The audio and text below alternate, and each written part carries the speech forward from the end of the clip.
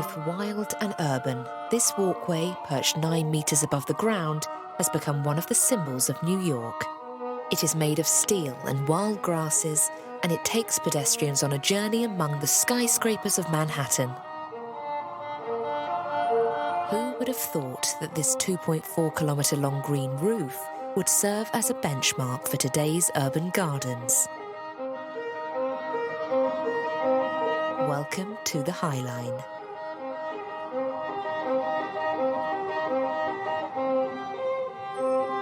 Nowadays, all New Yorkers take this elevated garden for granted, but 15 years ago, plans to create a green space in the air seemed like madness. The Highline rests on a ruin, an ancient railway line saved from demolition at the 11th hour. This is the Green team who won the competition launched by the city to restore this wasteland. Co-founder and director of Friends of the Highline, Robert Hammond. Architects Elizabeth Diller and Riccardo Scofidio, Director of Horticulture Andy Pettis, Landscape Architect Isabel Castilla, and Landscape Architect and Urban Designer James Corner, who brought this crack team together. The Highline is a bit like a film. It's all about duration, seeing it, the same things in different ways every time. It's a remarkable journey, a remarkable scenography. A place of slowness, voyeurism, a place unlike any other place in New York City. When the park first opened, we used to get questions a lot like, why is it all weeds? Where are the flowers? Where are the plants? Is this the garden? It's a street in the air. It's a non-street. It's a traffic jam, basically. We never thought this could be that successful. You know, we thought maybe 100,000 people would come. Last year, we had 7.8 million. Its success is down to their common vision to build on what made this railway line so magical, to highlight the brutality of this former industrial landscape and to make it accessible without destroying its authenticity. The work was split into 3 phases and spread over 10 years. When I first stepped onto the Highline, it was a total surprise. You were very struck by serenity and peace, and quiet, and the length of this green meadow going for 1.5 miles, just cutting and slicing through the city, literally. So it's a very, very powerful impression. And so as a designer, we sort of said, this is so fabulous. Let's not try to invent something totally new. Let's try to work with what we have. And that's where the philosophy came. Keep it wild, keep it simple, keep it quiet, and keep it slow. Because those 4 characteristics were the characteristics that we found here, the characteristics that we wanted to be able to retain in a very magical, very poetic way.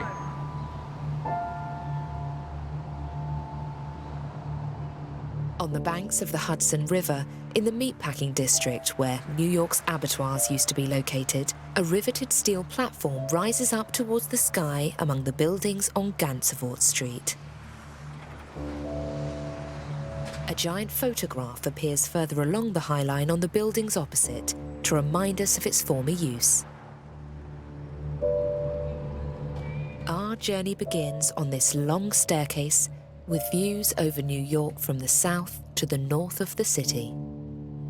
Because that's also your first staircase onto the Highline, it also brings you up from this tough street below, and you come up, and you find yourself in this woodland, in this stand of trees, mostly birch with some aspen and maple, under a massive sky. It's a very, very surprising moment. A lot of the Highline is not visible to the street. It's mid-block and surrounded by buildings. But that southern end, the elevation of the Highline is open to the street. And so we wanted to have a very lush planting up there. Keep the street level tough. It's granite, concrete, no trees, no plants. And up on the Highline would be a floating garden. So that really is about theatricalizing the beginning.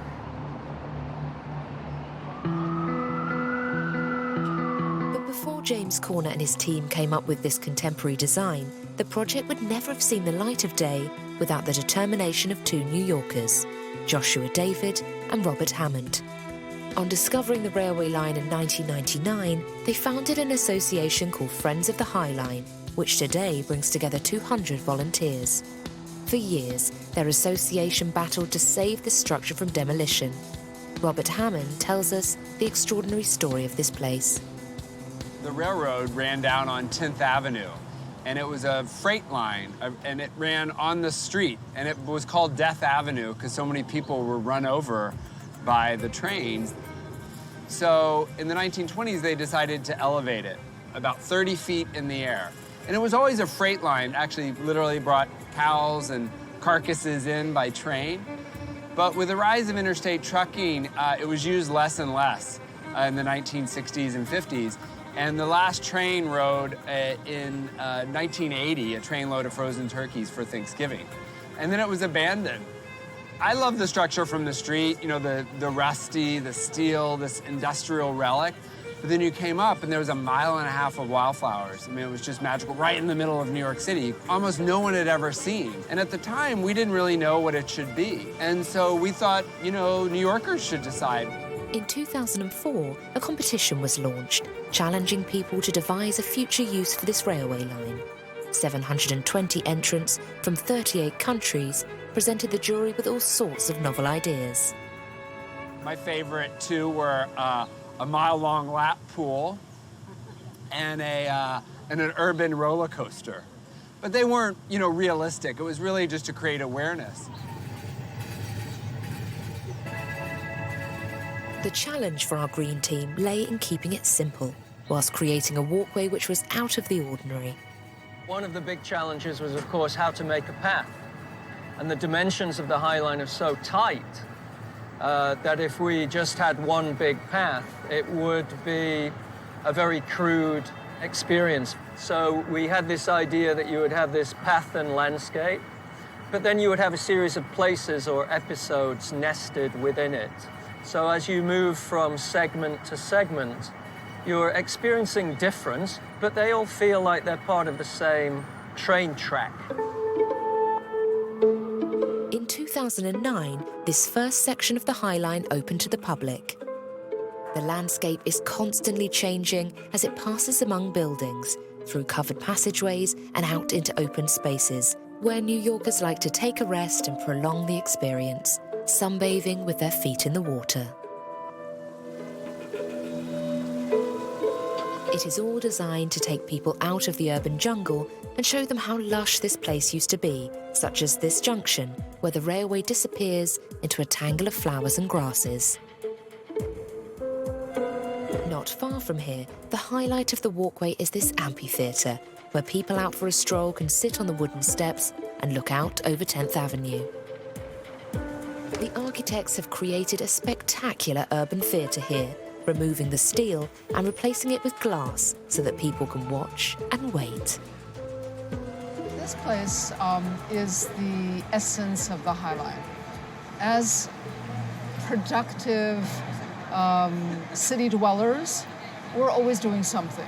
Either we're working at our desks, and if we're not doing that, we're shopping or we're burning calories at the gym. At the Highline, you really can't do anything but walk and sit.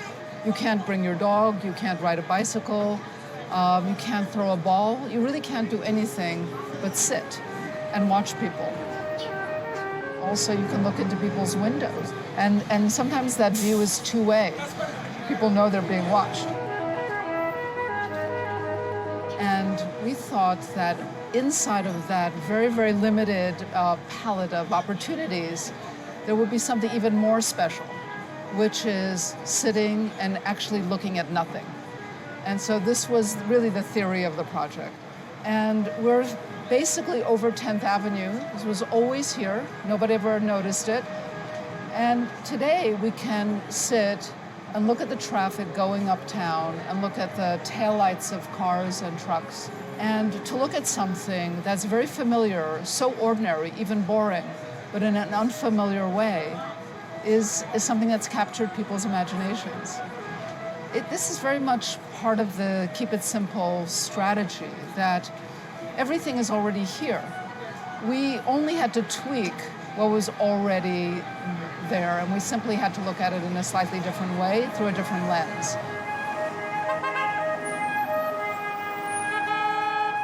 The Highline started with a lot of different ideas about features that could happen along a mile and a half. There could be a theater, there could be a place for film, there could be a place for dancing. And then we started to think that maybe less is more here. So smaller moves, what was really essential? And the most important thing was really the paving. The landscape and the paving come together. So it's not a normal New York street where pedestrians have the right of way. Here, plants have the right of way.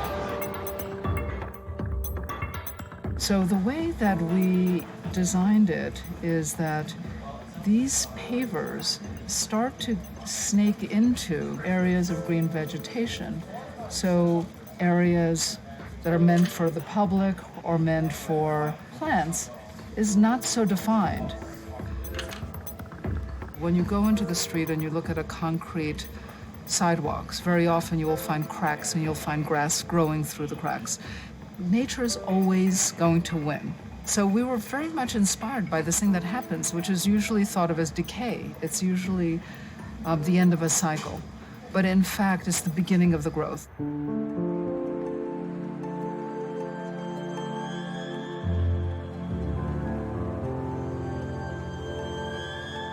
We did not want the Highline to appear manicured.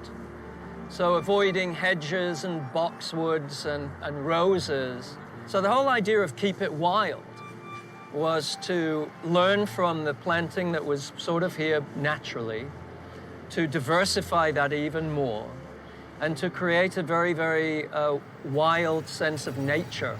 Our journey continues through a landscape inspired by the melancholic and rebellious beauty of the Highline.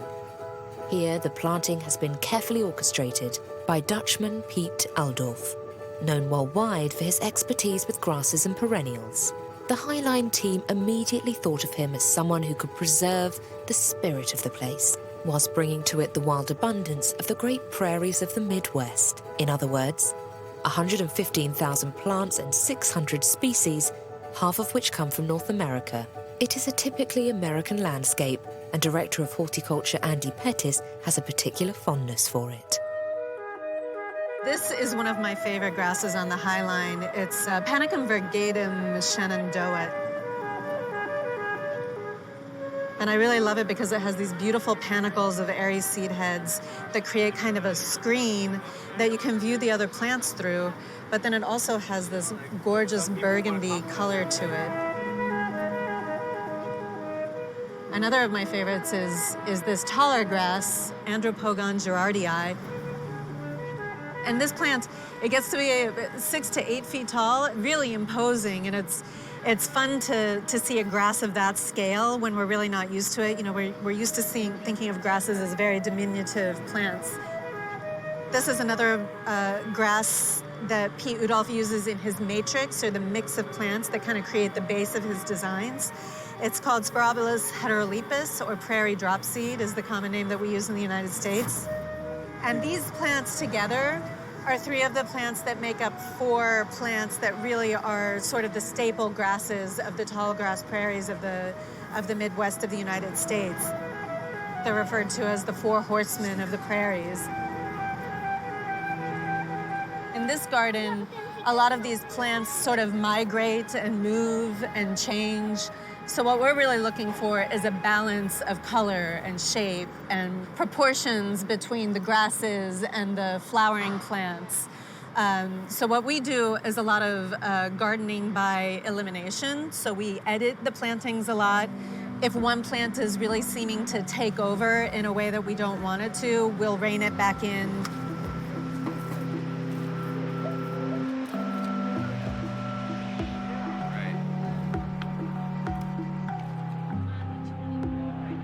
There are lots of challenges with the structure and the environment itself and growing plants here. There's only about 18 inches of soil in most of the garden, so the soil is very shallow in most areas. But what we found is that rather than the roads growing down, they grow out so that we can actually grow very tall trees.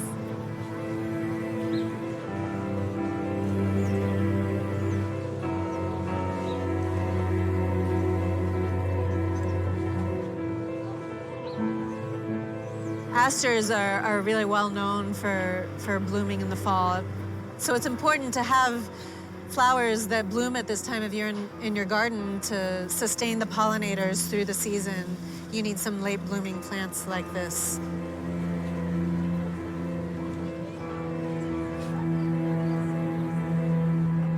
One of the things that Pete Rudolph really emphasizes in his gardens is using the entire life cycle of the plant. So the skeleton of the plant, as he calls it, is just as important as the flower. He was really looking for a way to honor nature and to emulate nature. You know, create an artist's perception of nature. It exists as theater, so it's changing from day to day and week to week.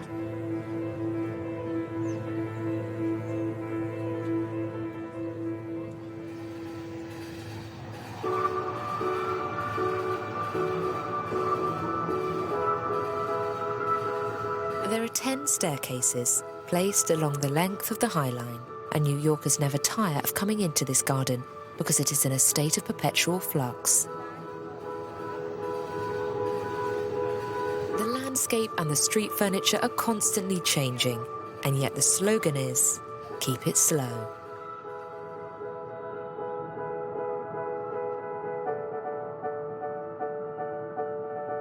With that in mind, there are works of art dotted along the walkway, inciting contemplation, such as this huge painted canvas level with 22nd Street. This is where the second phase of the Highline's construction begins, and it is here that we find architect Riccardo Scofidio perched on the recycled teak steps. It was critical that we dampen that speed, we slow that speed down. We didn't want people coming up and bringing the pace of the city up to the Highline. And so one of our first acts in terms of stairs coming up, we called it the slow stairs. And we extended the stair and brought you up so that you started to look at the structure. You were kind of engulfed in the structure. It began to take that urban speed out of your legs, so that when you came up onto the Highline, you might begin to stroll. You might begin to walk at a pace that's not typical for the city pace.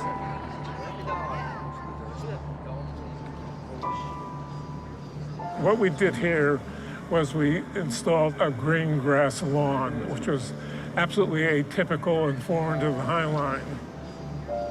Grass and greenery is incredibly sensual.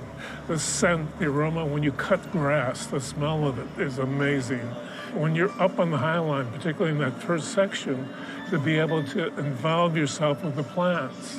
And realizing that, we said we will give them a lawn, we'll give them something to roll on and to enjoy in the second section.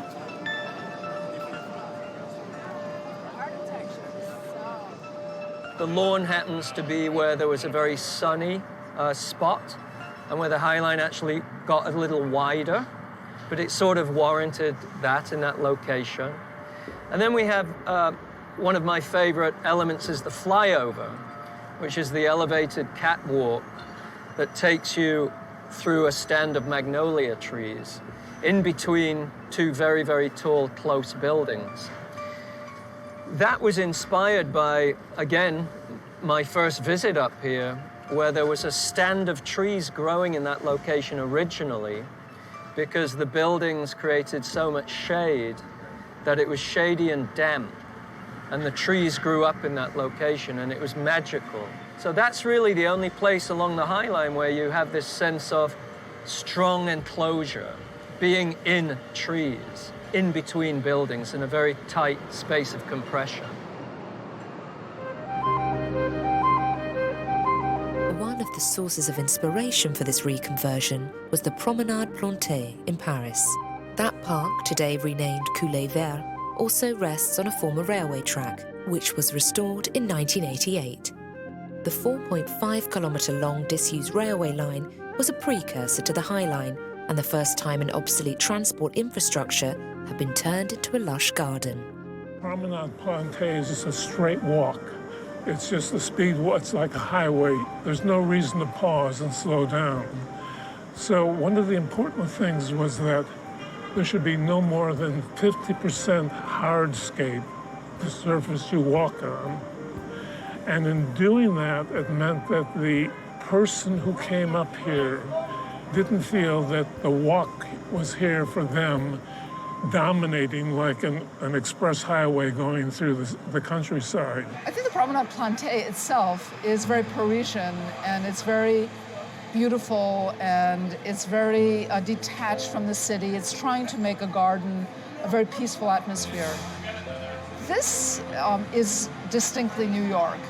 It's very kind of nasty, and it's gritty, and it's in this industrial area, and it crosses inside of buildings and past chimneys, in front of fire escapes, and along orientations that are not necessarily like a gridiron in the way that New York is organized. So you see things obliquely, and you see new views that you could never imagine. You know, just in back of us, you could have a view of the Statue of Liberty.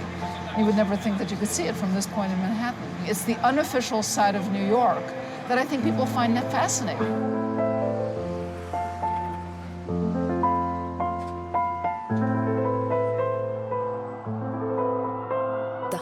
Might have become a benchmark for other railway track to garden conversions around the world, but it is constantly evolving. For now, this is where it ends, north of Manhattan on 34th Street. This final section, which curves around the city's train terminus, was opened in 2014 and project managed by Isabel Castilla. Here, the city reasserts itself, especially as far as the ambient sounds are concerned.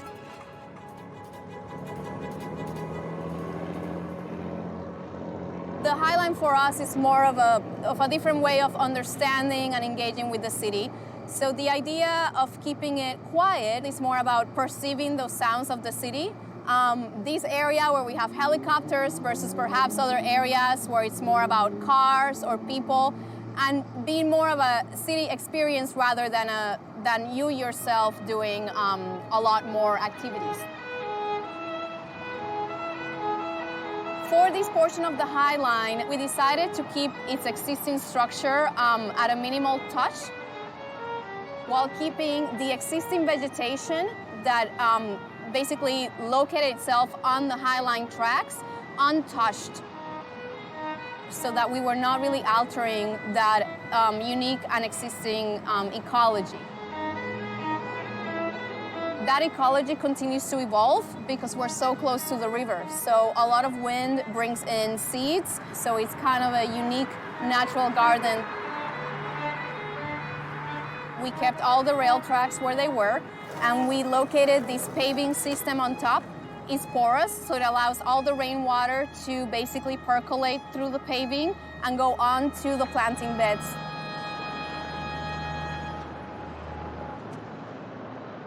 The context of the city changes around a lot, so we always try to make sure the design reflects that. Here we have this contrast of these very high structures against a very open sky. So the design also remains very low so that you get that sense of horizon from the city skyline. Really around us, the entire area is developing dramatically. So the other reason why we kept this very simple is in contrast to that development. So it's a place where you really see nature at its best in the middle of New York City.